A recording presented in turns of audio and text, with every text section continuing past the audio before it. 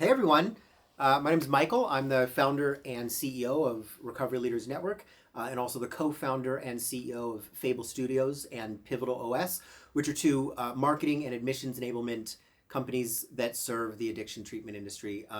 Super excited to be here.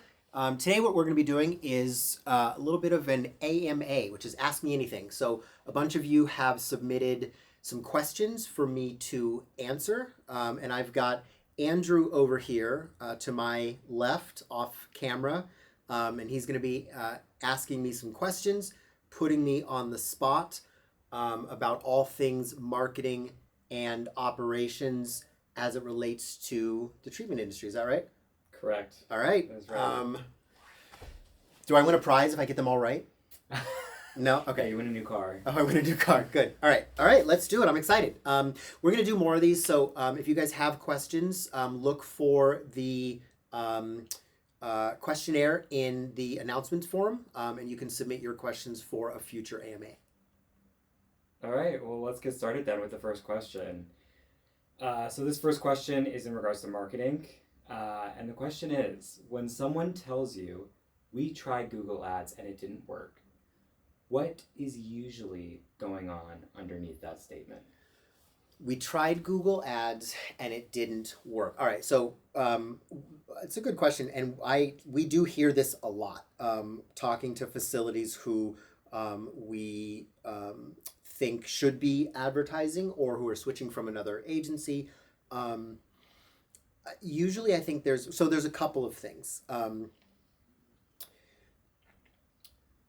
In any given geography, about 27% of the population is either uninsured or on Medicaid. And so a lot of times what's happening is their ad targeting is just reaching the wrong people. So it's not that the Google Ads isn't working, right? It's that it is producing unqualified prospects for them, right? So if you're an out-of-network PPO facility, if you're serving ads to a geography where 2/3 of the people are inherently unqualified because they're on Medicaid, they're uninsured, or they have an HMO or an EPO, you're basically burning 2/3 of your ad budget, right? So I think a lot of the times it's a geographic targeting issue or an audience composition issue. Before anything else. The other thing actually that I've seen, which drives me nuts, is ad campaigns that aren't sending ad traffic to the right place. So if you're running Google Ads, you cannot send Google Ads traffic to your homepage. Your homepage isn't built to convert. You need to send it to a landing page that has been custom created to tell your story in a concise way and get somebody to pick up the phone. So I think ad structure and then geographic targeting structure and then just the campaign structure itself tend to be the problems. Great.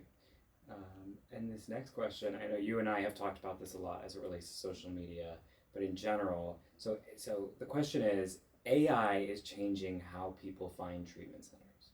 What should operators be doing about that right now that most of them are not? So, God, that's good. Yeah. So number one, we can't treat AI like a secondary channel anymore, right? ChatGPT, Perplexity, Gemini. These are ways that people are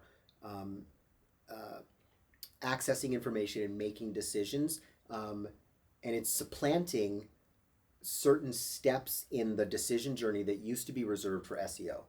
So I think step one is coming to terms with the fact that this is AI chatbots are an important way that people are making decisions today. And so your content strategy, your keyword strategy, has to reflect that. So writing content that is structured for human consumption, structured for Google's consumption, and now structured for LLM consumption is a requirement, not an option, I think. So you would say that the way people are searching for things is changing. Yeah. and how is it changing? Would you say it's getting more casual? What is the Yeah, so I mean, I think a huge chunk of the discovery process. Okay, so let me paint you this picture. So, a few years ago, if somebody was looking for treatment or really looking for anything, they would go onto Google and and type a series of sort of progressively more specific queries into their search bar. Right? How do I know if I'm addicted? What do I do if? How do I choose between? Right? And it would surface blog content, and they would consume that blog content and get closer and closer to the point of what we call the point of purchase. And then they would type in something like drug rehab near me. What are the best drug rehabs near me? And then call you, right? And the whole process took place on Google, right? Or some version of that. Today, a huge chunk of that process is happening off platform. It's happening in private conversations with LLMs, right? And so, and what's interesting about that shift is that the kinds of conversations that people are having are so much more personal. They are revealing so many more details about their experience. They're exploring so many more nuances about their what's going on in their lives with their addiction or with their loved one. And what that means is that the kinds of content that we have to produce has to reflect that new reality of how people are the kinds of conversations that people are having with their little AI chatbot friends, right? So we have to cover a wider emotional range in our content.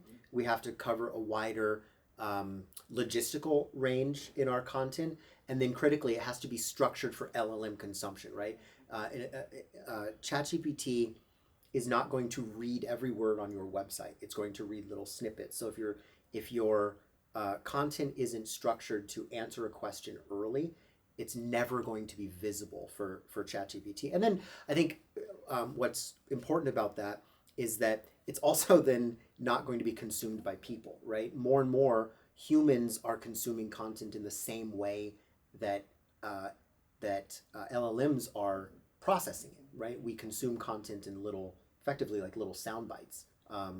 So as that dynamic has evolved, I think that the marketing industry, the marketing industry, content industry, has fallen way behind. That's certainly what I see in our industry. Is that people are sort of deploying strategies that are stuck in like 2019, and that's just not going to work. That's a great question. I'm sure you're going to be getting it a lot more. Yeah, I mean, if we talk about it all, I mean, every client we have it's top of mind. Every prospect we talk to, every facility we talk to. We were just at West Coast Symposium a few weeks ago, and I feel like 8 out of 10 conversations that I was having related to marketing were about AI, and rightly so. But yeah, it's just going to get more and more part of the conversation, I think. Definitely, definitely.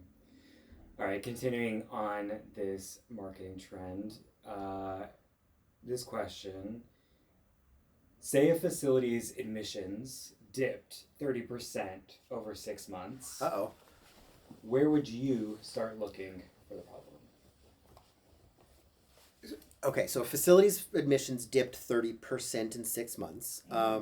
Okay, so 2 places. I would look essentially before.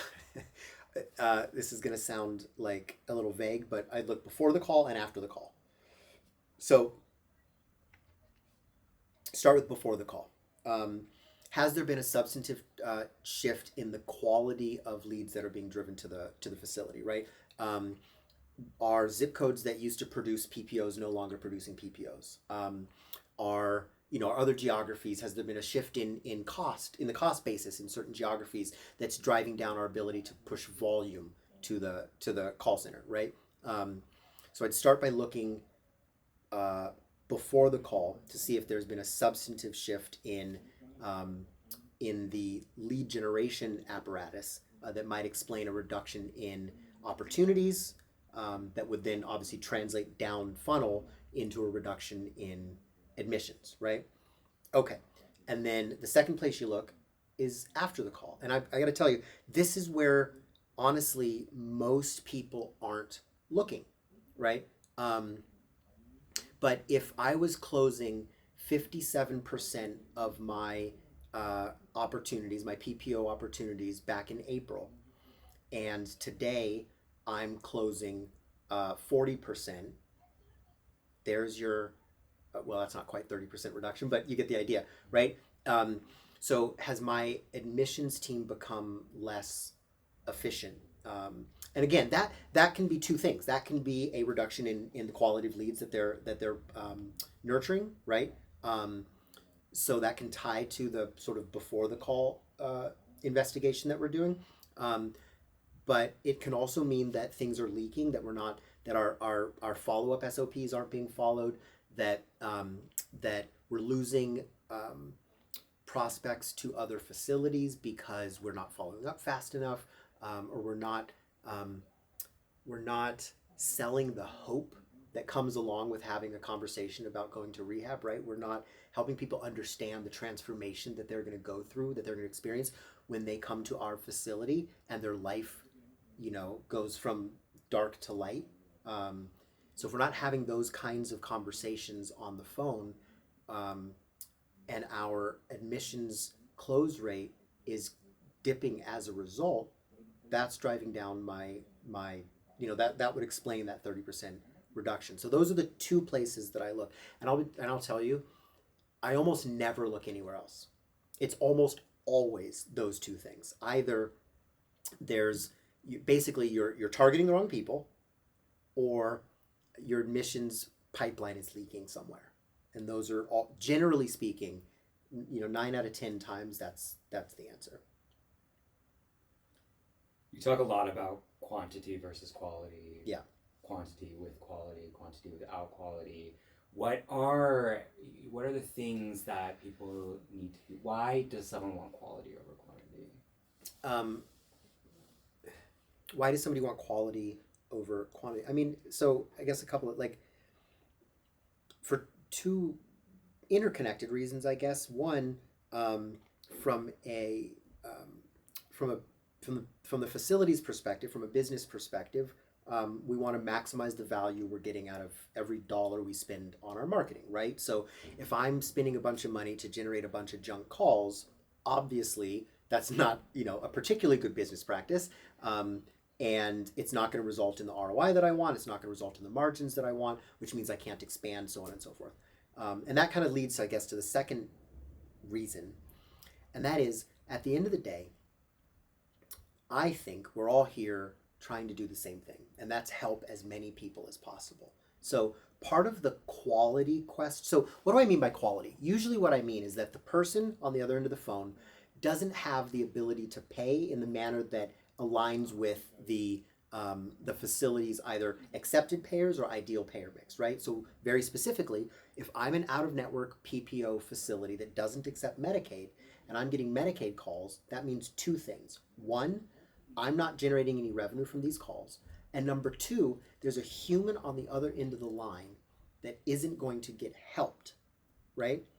So by refining my targeting to focus on quality over quantity, it means that I'm being more fiscally responsible with my marketing budget, and that person isn't going to be spinning their wheels and losing hope calling the wrong facilities, right? They're going to call a facility that accepts their insurance, right? And they're going to be matched with the right treatment partner, right? So I think there's a practical reason we focus on quality over quantity, and there's a philosophical reason. And I think we have to keep both in our hearts at the same time, because they work together, and they inform sort of like why we do what we do. So in targeting more narrowly, we're actually helping people not find the facility. Yeah. For not waste their time. Basically. Not waste their time, right? I mean, I think about making the decision to. I say this all the time, but nobody wakes up and says, what I want to do today? I want to call a rehab, right? I want to go to drug rehab today. Like that doesn't just it's not the most exciting decision that you can make. And so when somebody musters up the courage to make that call, right? And then what they hear is, oh, I'm sorry, you can't come here because we don't take your insurance. Um, that's demoralizing, right? And that demoralization can introduce a barrier to care, right? So our responsibility is not to just generate as many calls as we can. It's to match the right person with the right treatment provider, right? And yeah, so that means not serving ads in markets that we can't serve, right? It means not making promises we can't keep. To increase the likelihood that that person's first call is going to be to a facility that can help them, right? That's, I think, our ethical obligation. Amazing. All right. So our next question. This is fun. Yeah, this one's a good one as well. Okay, what is the number that operators love to track that you think barely matters? Oh, well, okay. So from a marketing perspective, it's things like clicks and traffic, stuff like that. Speaking of quality over quantity, right? Like, honestly, who gives a shit how much organic traffic your website gets or how much paid traffic, like how much traffic you're getting? Who gives a shit, right? It doesn't. That is a directional metric at best, right? But a lot of marketers and a lot of operators are focused on these. I call them vanity metrics, right? Because they can be big numbers, but they're not unless you are able to connect it to a treatment outcome. It's nothing, right? I can generate 10,000 clicks to your website on on keywords like what is Xanax, right? That is not somebody who is looking for treatment, right? So I can generate a bunch of clicks, I can generate a bunch of traffic, and that traffic will never translate into clients, right? So I think those are, from a marketing perspective, any of those sort of tippy top of funnel vanity metrics, clicks, impressions, all of that stuff is just it's important for marketers to it's important for the executor to be paying attention to those numbers because they are directional, but they're not telling you anything real. End of sentence. Awesome. All right. Next one, we have, what's a piece of common marketing advice for treatment centers that you would tell people to just ignore? A piece of common treatment advice. Marketing advice. Oh, marketing advice for treatment centers. Oh, that's an interesting question. Common treatment marketing advice. In other words, what are treatment centers being told that you think? Well, I guess honestly, what comes to mind is it kind of ties to what I just said. That that that volume matters, right? If you're talking about social media, that the number of accounts that you reached, the total number of impressions that you got, that matters, right? Talking about SEO or paid ads, like I just said, that the sheer volume of clicks or the number of eyeballs you got, that those things matter. That they don't. They're not. Those aren't inherently driving value for your facility. And I think we get. I think there's a lot of good faith conversations in the marketing world that just, again, I in good faith, overstate the importance of those sort of what I guess you would categorize them as top of funnel metrics. For a treatment facility, what we should be focused on is bodies in beds, right? And so what I need to be thinking about is, how much does it cost to generate a qualified phone call? how much does it cost to generate a PPO, and what is my PPO to admit conversion rate, right? I mean, I can condense your pipeline metrics down to those three KPIs. And everything else, as I've said, is just directional, right? I mean, to be clear, you have to generate traffic in order to generate calls, so we have to measure traffic, obviously. But it's just that's not the bottom line, right? The bottom line metric is what did it cost to generate an opportunity, right? Everything else is directional for that. Is there such thing as brand awareness for treatment centers? Totally, yeah. A treat a treatment a rehab admissions decision is a purchase decision just like anything else, right? It happens to follow a very complicated, emotionally charged, stigmatized sales process, right? Decision journey, but it is a sales process. Brand awareness, brand affinity matter. It's why I talk about being visible at every stage of the decision journey, right? So if your facility, remember, so a few minutes ago we were talking about, that process that a consumer will go through, right? Making searches on Google and getting closer and closer to the point of purchase, right? And now a lot of that's happening in ChatGPT. Whether it's happening on Google or whether it's happening on ChatGPT, you want to be the provider of the answer. One, because you're probably providing the right answer, right? But also it's creating brand awareness, right? So when that particular individual finally makes the courageous decision to reach out to a facility and they type in what are the best facilities near me, and your ad pops up right there at the top of Google, they say, oh, that's that place that I read that great article or was cited in my perplexity answer 2 weeks ago. I remember them. I'm gonna call them, right? That's the place I've heard of.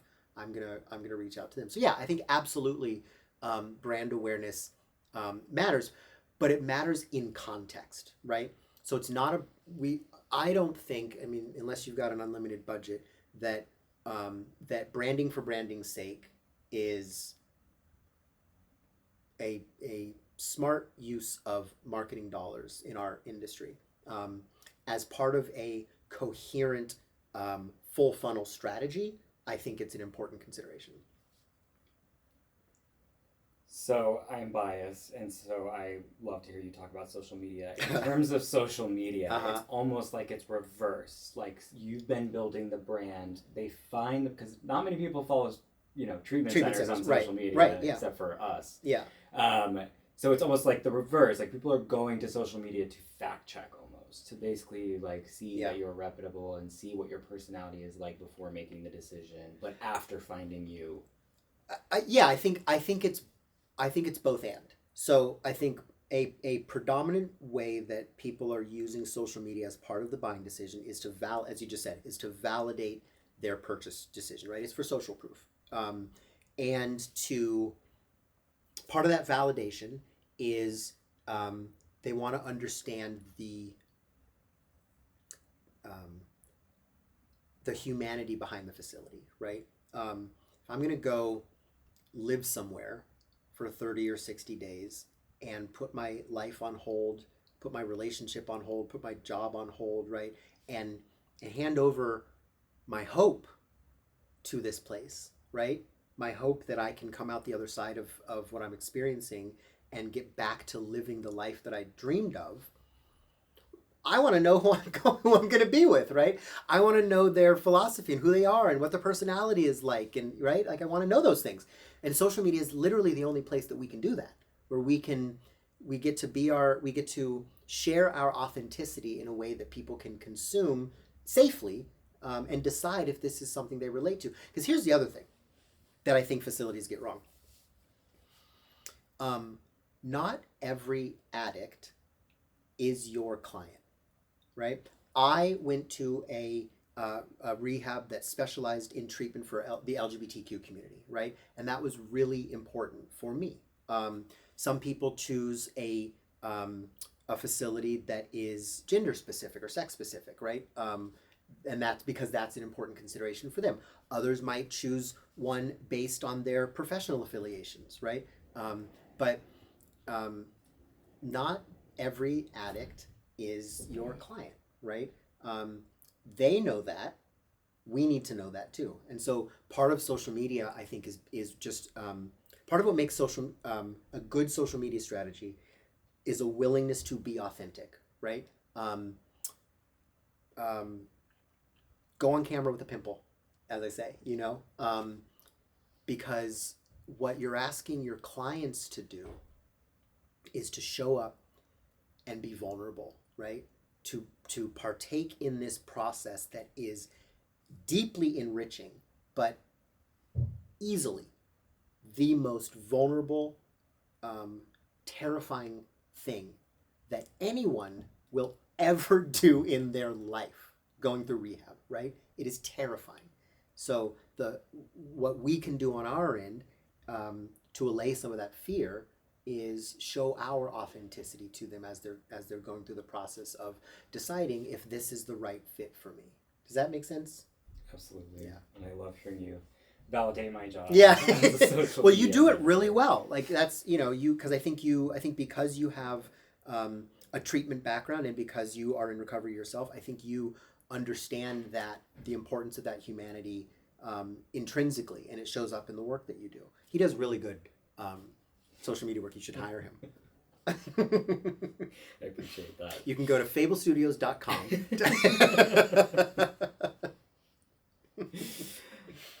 Perfect. Well, this leads us into our next section, which is going to be operations questions. So these are Okay. going to be from the operations perspective. Hat. Change that around. So the first one is, what's the one operational problem that sinks more treatment centers than anything else? Okay, that's a good question. That is a hard pivot, isn't it? The one operational problem that sinks more treatment centers than anything else.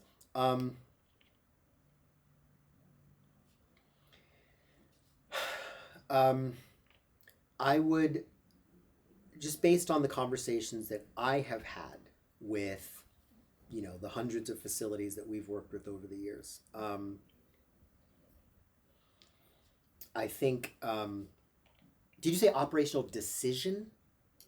Operational problems. Problem. Okay, all right. So I don't think it's particularly different in treatment than it is in any other vertical. The thing that I see over and over and over and over and over again is a mismatch between OPEX and revenue, meaning our revenue per employee is too low, our OPEX is too high as it compared to our revenue, that we're just carrying a heavy load. And what that obviously does with, squeezes our margin and prevents us from doing things like reinvesting in the business, investing in marketing, and it stunts growth. I think sometimes that is because again, just speaking from my experience,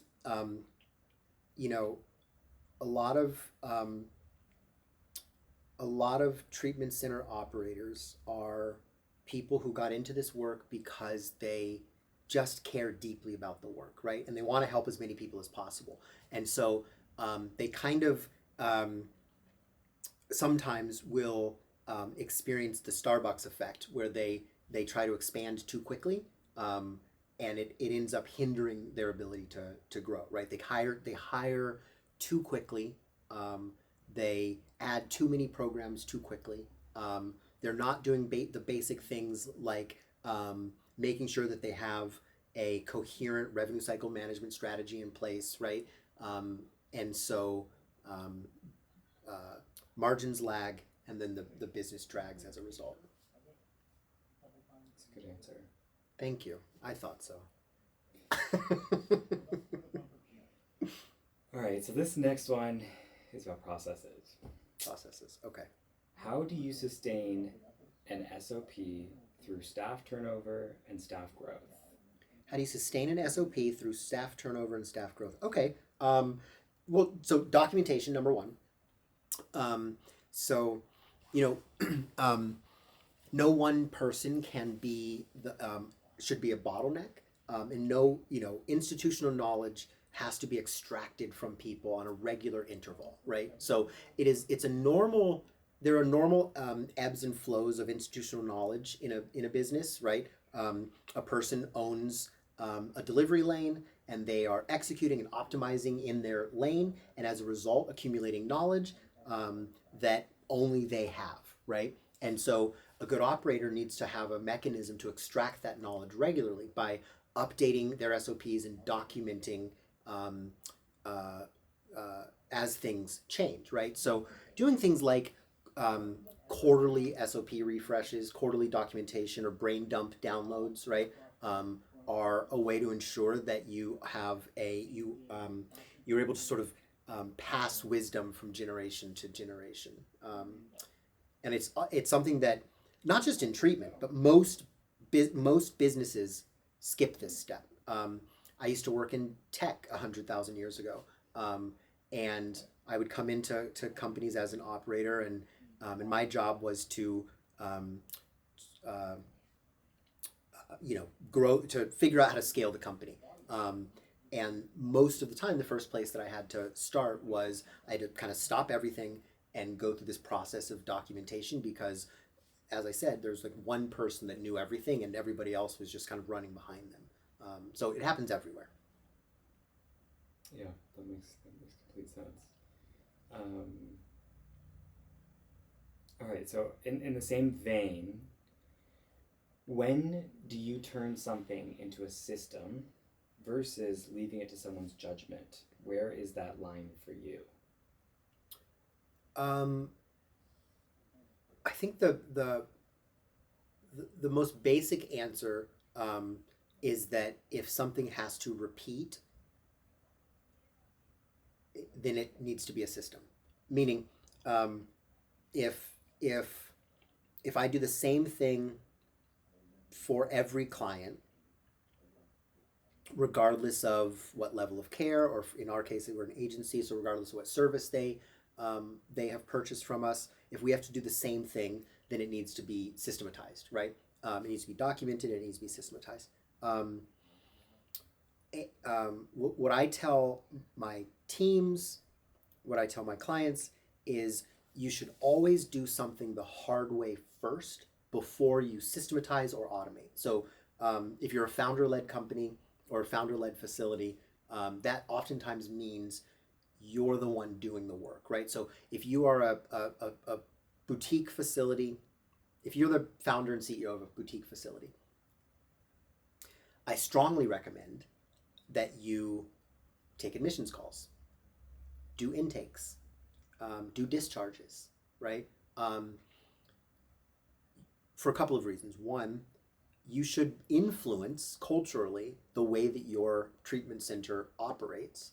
You should, but then you should understand the nuances inside of the process so that you understand how it can and should be systematized or automated.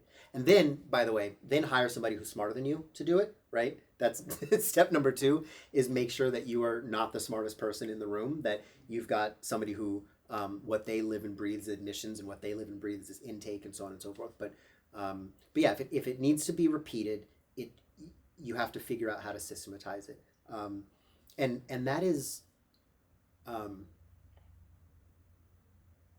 a majority of workflows in your business, by the way.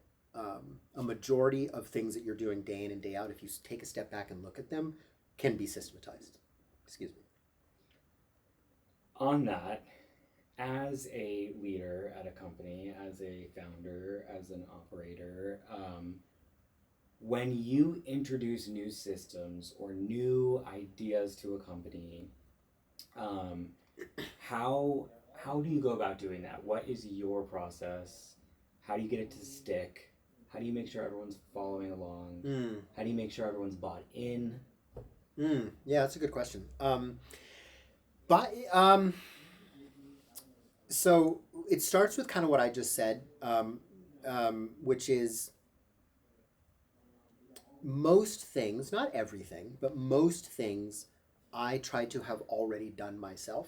Um, not because I uh, know how to do it, or that I think like, oh, my way is the right way to do it, but because I want to have done it, right? Um, so I think it's important that I have, um, uh, yeah, sort of gone through the motions myself first. Um, I I like to have my team own implementation. So um, the way that I try to get buy-in from a team, or if I'm consulting from a company, um, is to scope the process with them and then hand it to them so that they are driving implementation.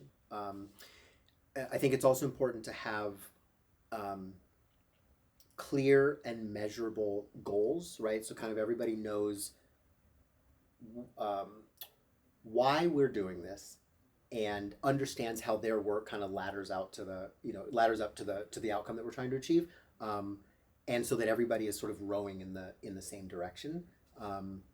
But I've made the mistake over and over and over again in the past of trying to um, trying to drive change institutionally through like brute force, right?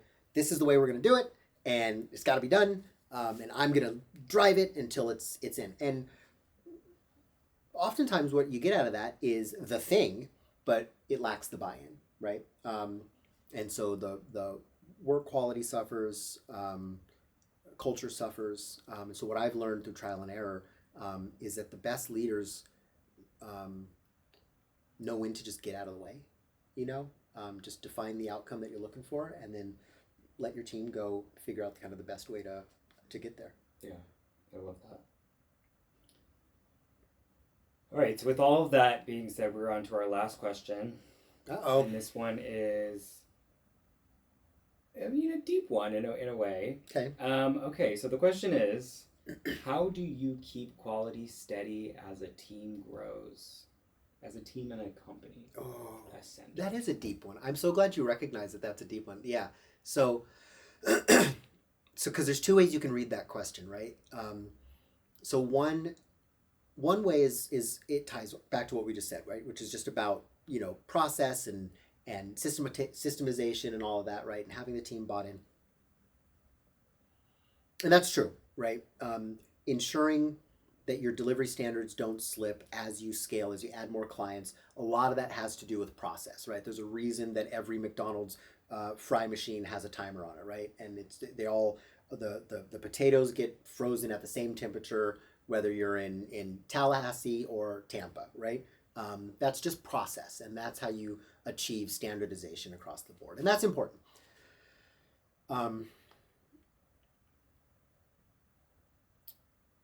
But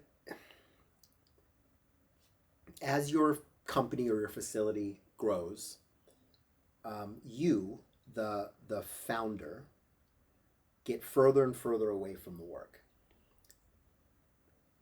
And so one of the ways that you ensure that quality doesn't change as you grow is that you've got to have people around you that that are doing the work for the same reason you are, or maybe put a different way, for reasons that are as personally compelling as your reason. Scaling a treatment facility, like scaling any business, is hard, and it requires lots of people and lots of capital. But at the end of the day, I mean, this is one of the most difficult businesses that you can step into, right?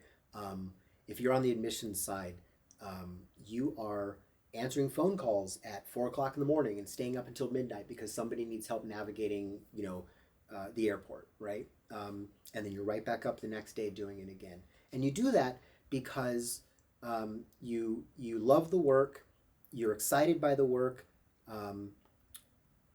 you want to help people, and because there's something that you are getting personally, that you are telling yourself about yourself, that only this work can tell you, right?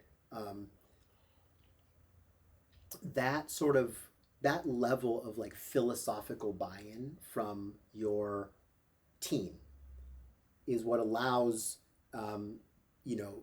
executives to step further and further away from the client work and ensure that the soul of the work will remain. And that's setting aside process. Purpose is what ensures quality, right?